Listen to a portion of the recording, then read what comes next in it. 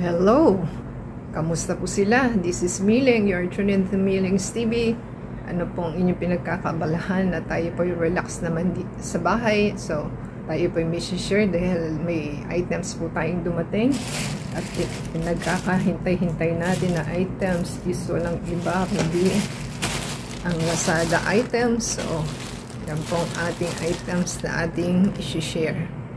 So, ang ating items po is galing sa store ni M&M Swimsuit PH.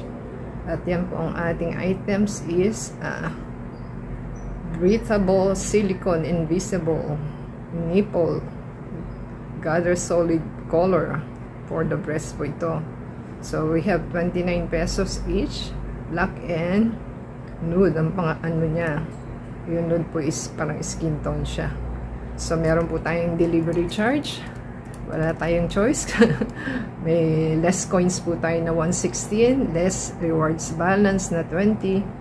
So, ang binayaran po natin is 74.84. So, yan po ang ating gagamitin sa ating event na attire. So, kailangan po natin bumili.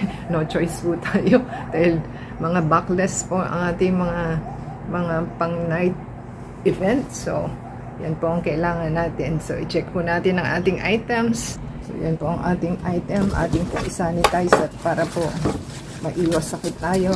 So, yan po ang ating gagawin. Dahil nasa kali po ito. Parang ano ha? Parang mali itong item ko. Akala ko kasi makapal siya. Silicone na makapal. So, ang laki-laki ng kanyang ng kanyang plastic. Tapos yung nilalaman is so, ganyan po ang ating gagawin. So, meron po tayong nabasa na hindi daw po siya marunong mag-return. So, ganito po ang dapat gawin sa return. Kailangan mag-video po sila at silipin at meron tayong mga photos na gagawin para po maibigay ninyo sa kanila yung requirements. So, okay naman po yung ating item. Meron siyang ziplock. Nandun na po yung dalawang item. So, ating pong i-check. Ganyan po siya.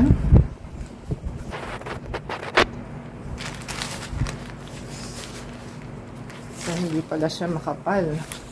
Kala ko makapal. Hindi ito eh. Iba pala ito. So, yan po yung kanyang item. Ito po yung nude na sinasabi. Pang nipple, lang pala siya. Hindi pang push up. So, ewan ko kung ito po ba yung ating nakikita.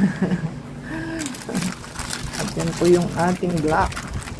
So, pair na po ito. So, hindi siya reusable. So, large pala yun. Dapat is lang. Large pala yung size niya. So, may sizes po pala. Pero yung kanya, large lang.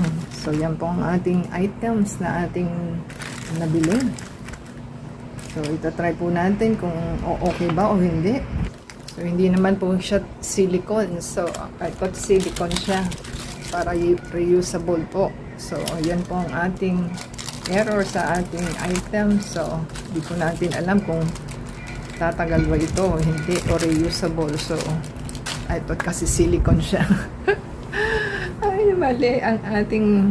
So, nagka-canvas pa po tayo. Baka bumili tayo uli kasi mukhang hindi naman to maglalas. So, ang gagawin po nila is tatanggalin po nila itong plastic. Saka po nila ikakabit sa underbus para po may pull up siya. So, yan po ang ating item. So, thank you po sa ating seller and delivery guys. Sana po nagustuhan nilang ating items na hinahanap. So, thank you sa ating store na M&M and delivery guy. Paki-subscribe po sa ating channel, tsaka comment down below sa ating items, and add sa Facebook, Twitter, TikTok, and Instagram, and play po yung ads and video from beginning to end. So, until next time po, for your support. God bless everyone.